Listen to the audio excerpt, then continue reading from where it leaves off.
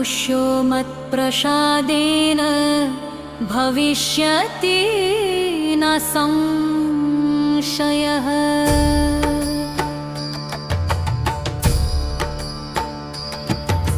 सृष्टिस्थितिविनाशानं शक्तिभूते सनातनी गुणाश्रये गुणमये नारायणी नमोऽस्तुते।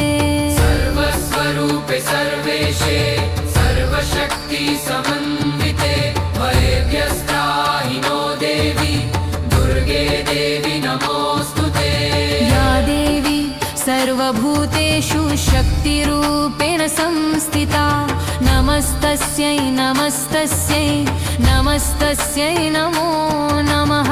सर्वमङ्गलमाङ्गल्ये शिवे सर्वार्थसाधिके शरण्ये त्र्यम्बके